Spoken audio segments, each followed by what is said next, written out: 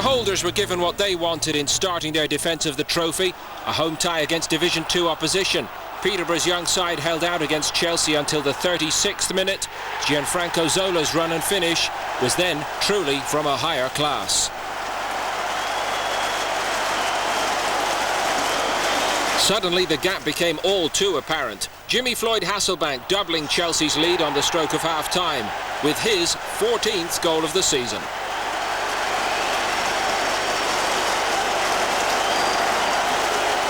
That meant Chelsea could relax for the second half, and they produced a style of football seldom seen in recent weeks at Stamford Bridge. Eidur Gudjohnsen, the substitute, finishing off Chelsea's best move to make it 3, and Gus Poyet producing a trademark piece of aerial power for the 4th Chelsea goal after Hasselbaink and Albert Ferrer did the spade work.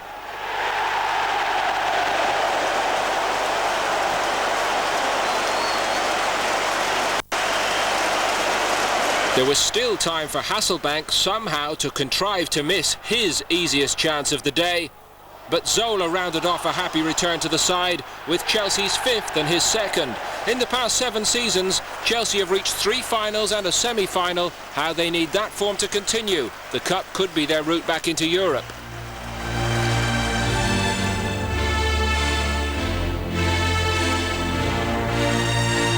Charlton were quarter-finalists last season. They'd won 3 of the last 4 in the Premiership, and Dagenham and Redbridge had never made it this far in the Cup. But when Junior McDougall put the conference side 1 up in 42 minutes from Mark Janney's cross, it looked as though one of the Cup's biggest upsets of recent years could unfold.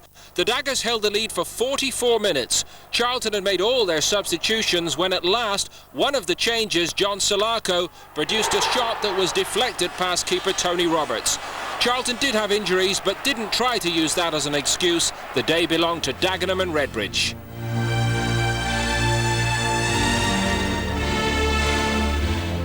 Conference side Kingstonian had reached the 3rd round for the first time ever, but an upset looked on as early as the 8th minute at Roots Hall.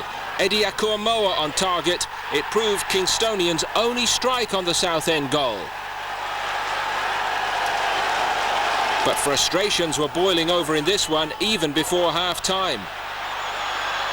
Kingstonian's Gary Patterson seemed to spark this free-for-all. But players from both sides were all too willing to join in.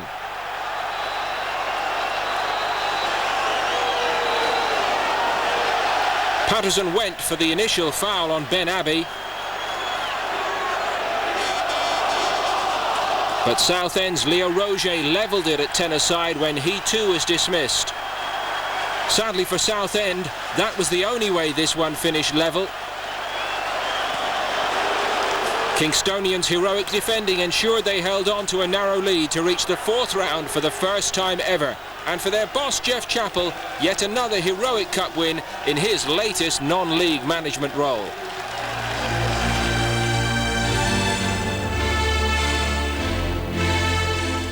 Bolton were taking nothing for granted against Yeovil. After all, the conference side had beaten league opponents 20 times in their illustrious cup history. And when Warren Patmore beat the Bolton offside trap to score his 18th goal of the season, fans of last season's semi-finalists feared the worst. But just before half-time, Bolton got level.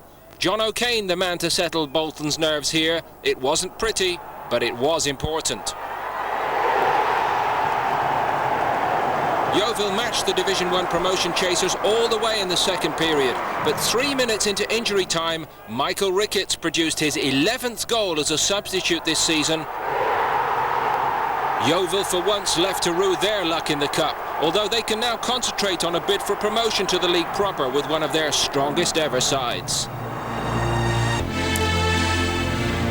Christie Park was bursting at the seams as almost 6,000 squeezed in to witness the biggest day in Morecambe's history. The dream lasted for around 15 minutes. Then Marcus Stewart waltzed around the Morecambe keeper Mark Smith to score his 14th goal of the season. Morecambe remained competitive, but Ipswich were a model of composure as they kept control. Fabian Vilnius produced the cross for Alan Armstrong to head the second in the 65th minute. And Morecambe were left to play out the remainder, admiring the football which has brought Ipswich so much success this season. Jamie Clapham's ball in from the other flank, turned home by Jermaine Wright, 13 minutes from time, as Ipswich strolled on into the fourth round. Morecambe left to enjoy memories of their big day, but they learned some lessons too.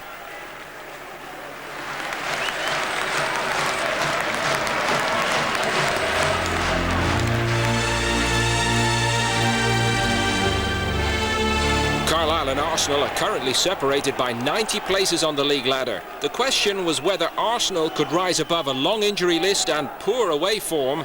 The answer was yes. On 22 minutes, Patrick Vieira's measured pass opened up Carlisle, and Sylvain Wiltord calmly converted the chance. One goal proved enough. Arsenal's patched up side mixing steel in with their superior skill to keep spirited Carlisle in their place.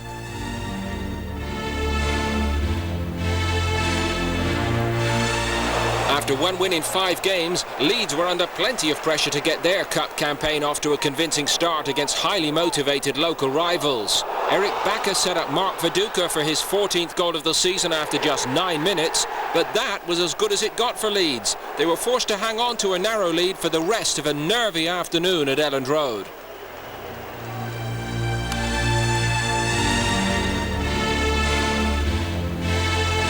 Rotherham's rise to the promotion places in Division 2 has partly been achieved with an excellent away record, and they were good enough to frustrate Liverpool until Emile Heskey broke through with the first attack of the second half from Michael Owen's cross.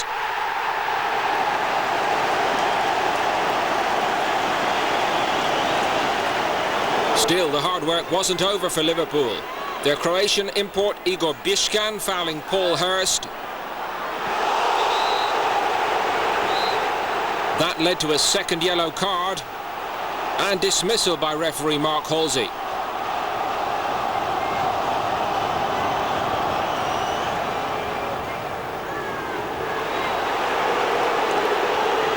Rotherham probably sensed their chance, but not for the first time in cup history. It was the 10 men who raised their game.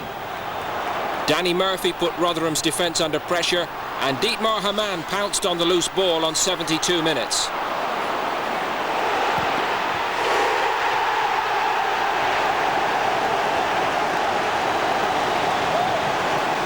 Then Heskey grabbed his 15th goal of the season with another demonstration of his power, this time from outside the box. Liverpool finishing strongly, even down to 10 men.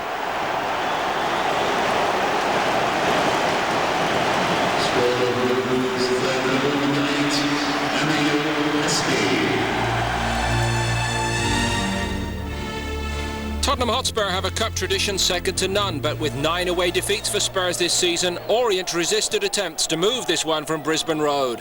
Commentary from Tony Jones.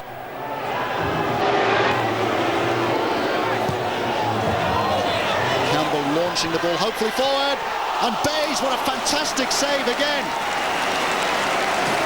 Right at the death to deny Rebrov once more. The second time in the second half that Ashley Bays has come to Leyton Orient's rescue, and on both occasions he saved headers from Sergei Rebrov. Towering header by Rebrov, who rose so well there. Now Bays has to be on his toes here, and Tottenham have scored. It's Doherty who's got it. Spurs couldn't have timed it better. A first away win secured in injury time. Tough indeed on Leyton Orient.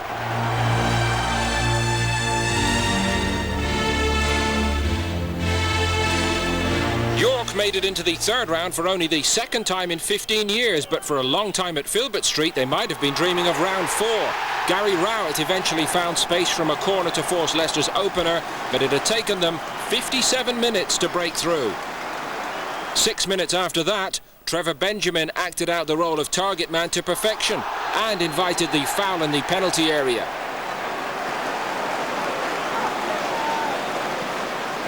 A clumsy challenge that would cost York dear. Muzzy Izzet made it 2-0.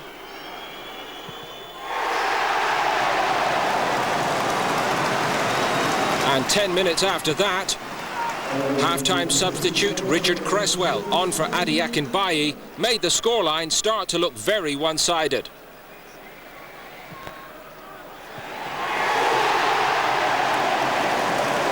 It It looks comfortable for Leicester, but their boss Peter Taylor won't need reminding. It had not been an easy afternoon.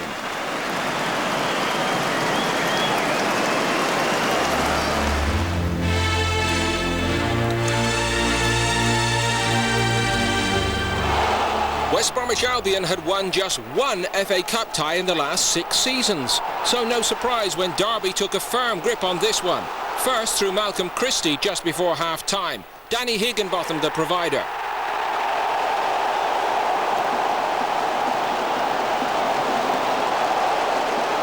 Along with Georgie Kinkladze, Higginbotham was involved in setting up Derby's second with 53 minutes on the clock. Stefano Aranio producing a moment of top quality in front of goal.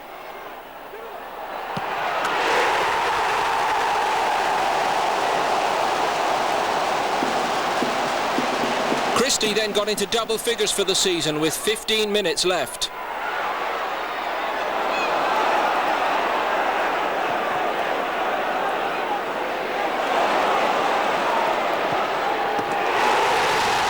Derby were cruising, or so it seemed, and everyone was asking what had happened to West Brom's improved form in Division 1 this season. Then we had a reminder. Bob Taylor pulled one back for Albion on 77 minutes.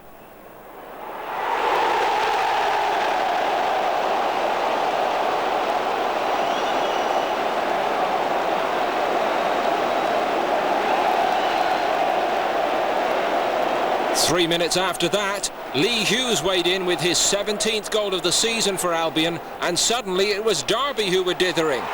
They survived the last 10 minutes without further embarrassment. Derby go through, Albion left to reflect on why they couldn't find top gear earlier.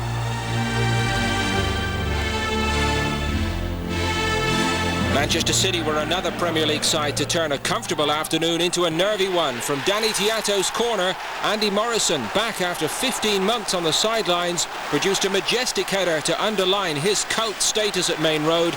City won up in 18 minutes, and they were 2 up on the half hour. Darren Huckabee quickly endearing himself to the City faithful and showing why City brought him from Leeds. Pace and power have always been his main attributes.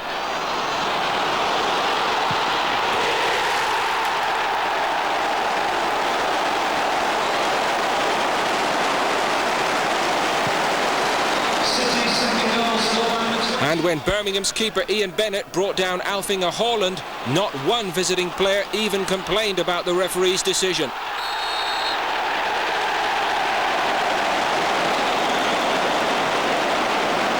Manchester City were expecting a tough test. This looked like it could become their easiest game of the season, but with Haaland going away from goal, at least Bennett stayed on the field.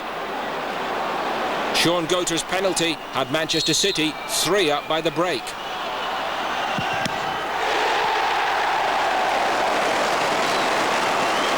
Birmingham had lost the first half conclusively, but then set about winning the second. Stan Lazaridis suddenly started to cause problems. His cross was never cleared properly. Martin Granger with an elegant strike on 57 minutes.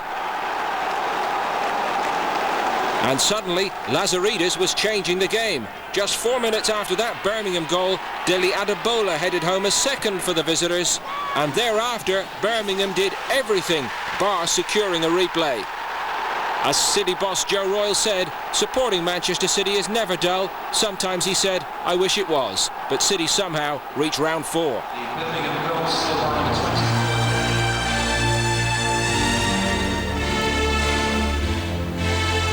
So often in the Cup, a refereeing decision turns a game. So it was at the Dell. Marian Parhar's shot came back off Sheffield United's keeper Simon Tracy. James Beattie went down as he closed it on the rebound. Referee David Ellery gave a penalty. He also sent off Sheffield United's Bobby Ford for foul and abusive language as the protest boiled over. The visitors felt aggrieved about this. Southampton considered it a certain penalty. It left Southampton skipper Jason Dodd with the task of converting the Saints' first spot kick of the season. Sheffield United had frustrated Southampton for 73 minutes, but down to 10 men, they could find no more.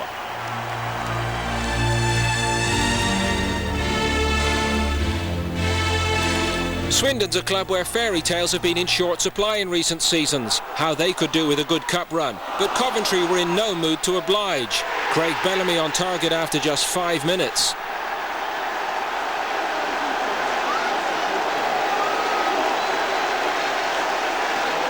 And on 64 minutes, Mustafa Hadji eventually ensured that Coventry would be making it into round 4 for the 7th season running. And given all their league problems, they need a cup run almost as badly as Swindon.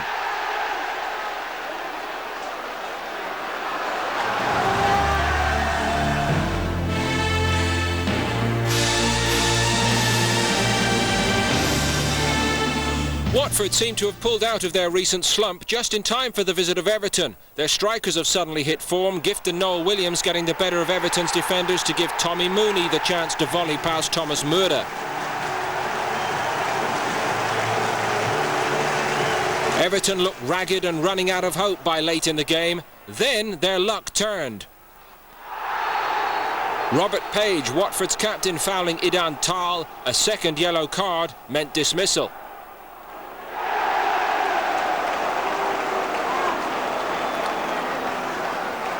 And it truly was the turning point. Thomas Gravesen rolled the free kick to Stephen Hughes. His superb strike pulled Everton level with just 8 minutes left.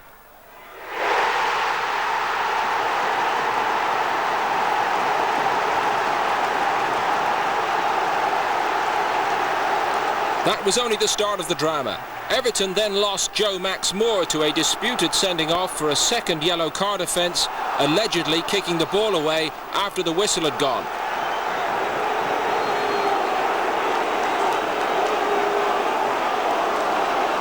It might have proved costly. But even that couldn't stop Everton from completing their unlikely comeback victory. Steve Watson flashing in the header from Nicholas Alexandersson's cross in the 2nd minute of stoppage time. Somehow Everton winning a game they seemed likely to lose for most of the afternoon. Watford left to concentrate on their promotion push.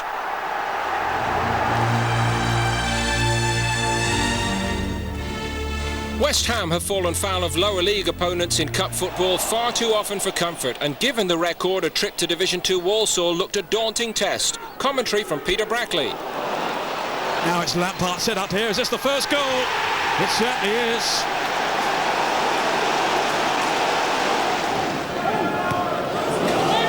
Ulsong let it run through, and Darren Rack has equalised.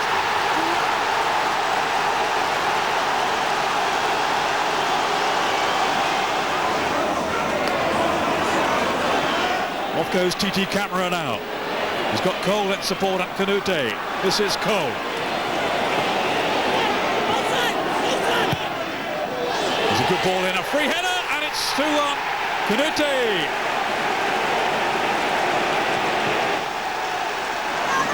Canute. Cole. Instant first-time ball from him. And it's TT Camara. A good opening engineered for him here, still Camara, then Canute. Oh, what a finish! It seemed to bubble unkindly for him, but not so. That was a magnificent strike. Now Camara caught out though by Barras. It's Byfield again. Barras has continued his run into the middle. And Darren Rack and Angel, yes!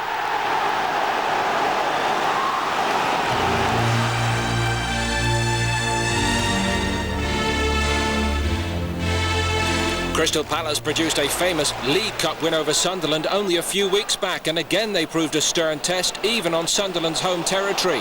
Spirited defending and some good goalkeeping were the key ingredients. The Latvian Alex Kalinko in eye-catching form. Don Hutchison, just one of the Sunderland players he frustrated. A stalemate with both sides also losing a man sent off. The first to go had been Hayden Mullins of Palace, but in the last minute Stanislav Varga levelled the score. He went for a professional foul on Palace's Dougie Freedman. Here again, no one protested at referee Mike Riley's decision. But one way and another, these sides will surely be fed up with the sight of each other by the time the replay comes round.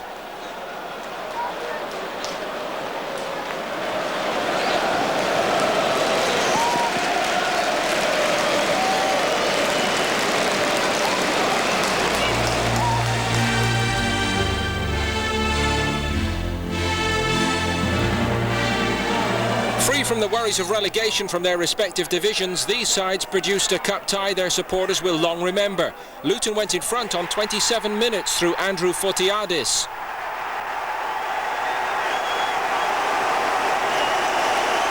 The home side seemed to be building a winning lead when Liam George made it 10 minutes before half-time.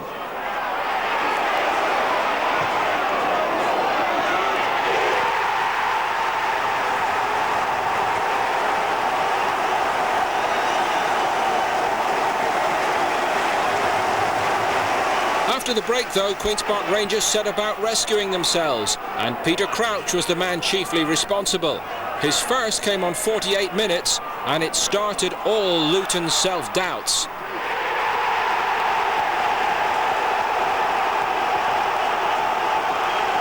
Only 5 minutes later, it was 2-2. Crouch again, proving that height does have its advantages.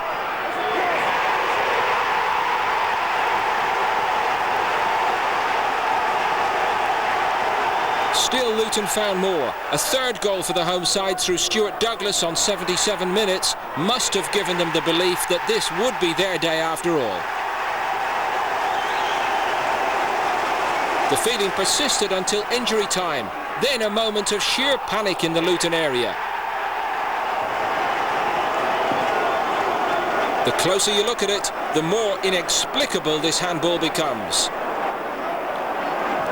Gavin Peacock demonstrated all his experience by converting the kick. But surely even Luton couldn't have minded that much. After all, both sides can certainly do with the money that a replay will generate.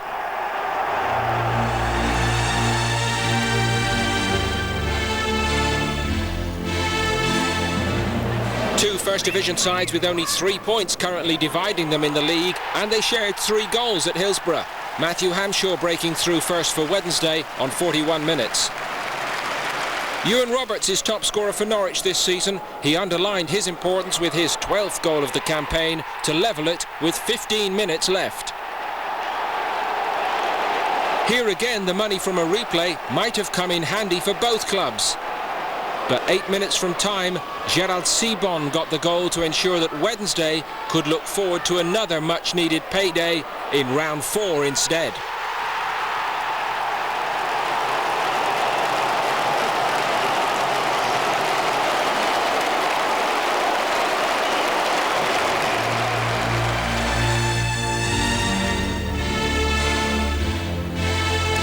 Blackburn's priority may be promotion, but losing to non-league opponents would surely have put a dampener on their growing confidence. They had to be very patient. 72 minutes had elapsed before Martin Taylor headed the home side in front.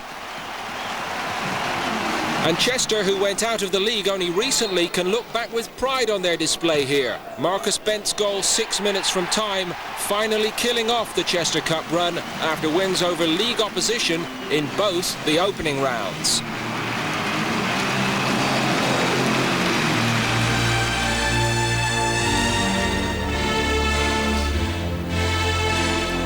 Bristol City travelled confidently to Huddersfield. After all, only 9 places on the league ladder separated these sides, and when Simon Clist put the visitors in front on 55 minutes, they were full value for their lead.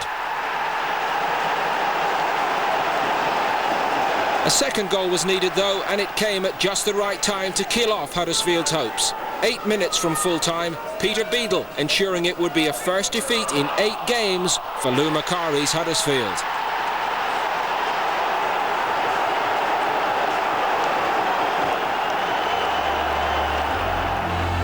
And now the tie of the round. Division 1 leaders Fulham hoping to give Premiership leaders Manchester United a searching test. That's how it turned out. Commentary from Gary Bloom. Beckham drives it in, away by Brevitt. Clark, oh, he's almost lost the ball here. 1-0 to Manchester United. Oh, they good at Solskjaer. And United take the lead as Solskjaer scores his 11th goal of the season.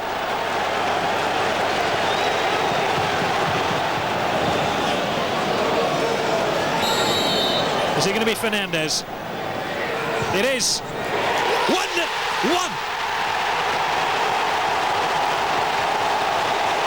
Superb strike by Fernandez. For the the level.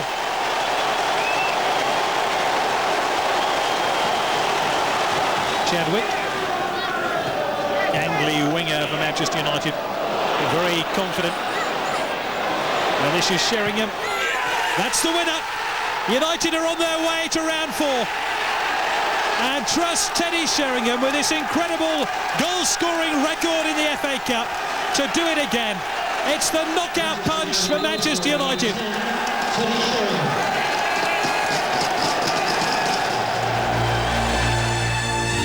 Now the meeting of two big Premiership clubs, both possessing superb cup tradition and who've both reached recent finals, but this season there's a place for only one in the 4th round. Here's Barry fed by Ginola. It's decent. Villa produce a textbook goal, and it's Steve Stone. They've been solid defensively. They've threatened in the middle of the park, and at last they commit players forward and produce a beauty. Solano to set it up. Space for Glass. Had time. Struck through the crowd, and it's an equaliser for Newcastle United. And it's the brilliant Noel Solano who produces when Newcastle's need was greatest. James had to make a save and he couldn't. But what a finish!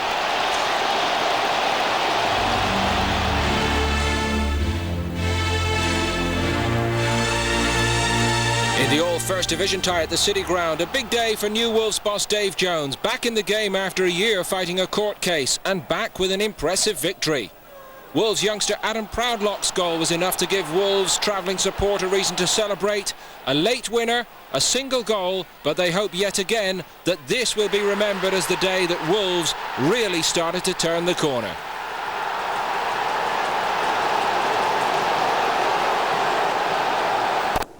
A decade after he won the FA Cup with Tottenham, Terry Venables is trying to put the polish on Middlesbrough and knows there's a long way to go. For Molinar! Well, how unlucky. Borough was lucky to survive an early onslaught from Bradford City, whose own FA Cup medal winner Dean Saunders squandered 2 early chances. Socceroo keeper Mark Schwarzer grateful this one sliced away, but up the other end, Australia's captain summed up how well the visitors' attack was going. Well, no doubt he knows what he was trying to do there. Paul O'Cumberland can get a clue. After the break, Schwarzer's goal continued to be the only one under any real pressure, but with another inviting opening, Saunders couldn't deliver the finish. Schwarzer very nearly made a mess of it. But on 66 minutes, Ocon gathered the ball in midfield, and 2 passes later, Borough's Colombian produced something out of nothing. Brilliant effort! Oh, my word, what a goal by Hamilton Ricard! I said he would need something special to break the deadlock, and that was very special. Extra special considering he hasn't managed to score in the Premier League all season. Lack of goals is part of the reason Bradford sits at the bottom of the Premier League, and their errant ways also ensured they were the first top-flight club to be knocked out of this year's FA Cup. Borough march on, now unbeaten in 6 since Venables took over, but today only one man deserved the applause. It was a great goal, there's no doubt about that, but it was a tough game for us. And For both Aston Villa and Newcastle, this one of the biggest games of their season, but only one would keep their interest going in the FA Cup. Commentary from Gary Bloom.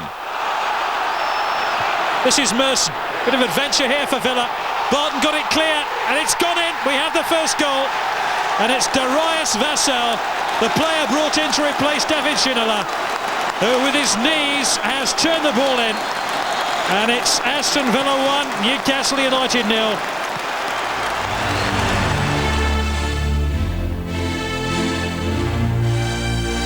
This game beat the freezing conditions, but a bone-hard surface did neither side any favours. A good cup run would certainly help Crewe's finances, and they started in business-like fashion.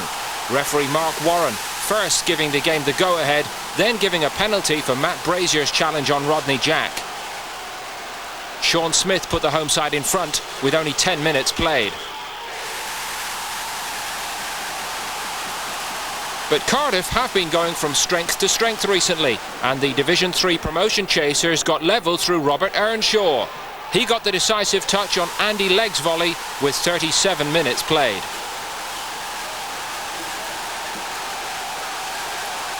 To general surprise, the game continued, even as the surface deteriorated in the second half. With defenders struggling to keep their footing, it was finally decided 13 minutes from time. Mark Rivers with the goal that saw Cardiff off, but Cardiff had shown against a side 2 divisions higher that they could be a team on the up.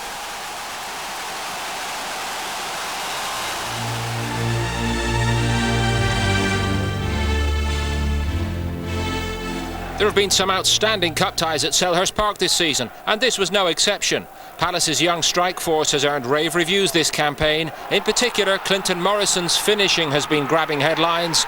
On 24 minutes, he showed us why. Sunderland were in for another battle, and not for the first time this season. They lifted their effort in the second period. It was the visitor strike force who turned the game. Niall Quinn with a classy finish on 72 minutes. And just a minute later, the visitors were in front. Kevin Phillips, persistent, strong and accurate.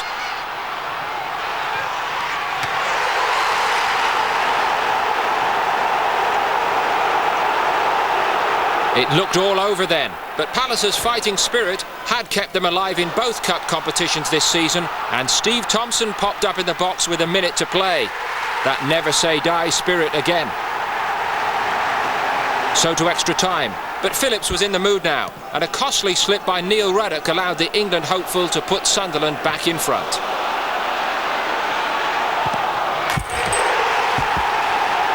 Finally, Palace spirits began to sag. Sunderland lost Danny Dichio sent off, but still kept control, and Kevin Kilbane finally ended what had become a searching test of Sunderland's resolve. Palace out, but only after a mighty battle.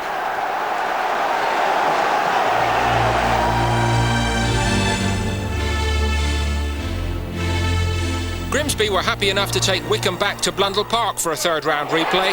Not so happy when Paul McCarthy flicked home Martin Lee's free kick on 31 minutes to put Wycombe in front. Grimsby had no time to regroup. Just a minute later, another set piece, and the veteran Michael Simpson with an equally rare goal to put Wycombe 2 to the good. It was vital for Grimsby that they could get something back before the break. Mike Jeffrey supplied it, and that must have given Grimsby the belief that they could turn this one round in the second period.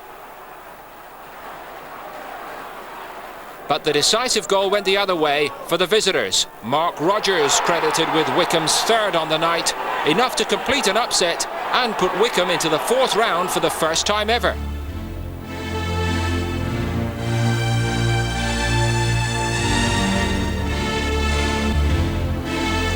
Luton felt they'd thrown this one away in the first meeting, but must have believed this would be their night. In the very first minute, debutant Lee Mansell firing the visitors in front.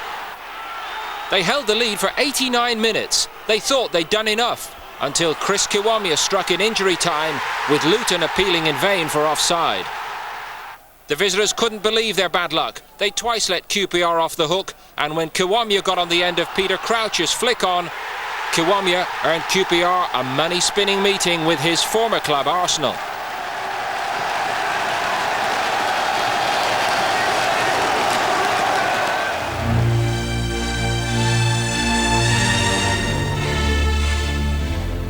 A non-league side had never knocked a Premier League opponent out of the FA Cup, but Charlton came closer than most to that embarrassment. After a draw and 90 goalless minutes in the replay, Dagenham and Redbridge finally undone by Sean Newton's first goal of the season, 2 minutes into extra time. Charlton spared the ultimate embarrassment, but the cup heroes here were the non-league part-timers.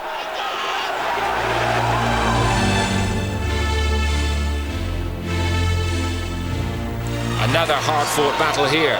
No goals in 90 robust minutes, and Wimbledon then reduced to 10 men when Chris Wilmot was sent off. A second bookable offence, and no one was even arguing about it.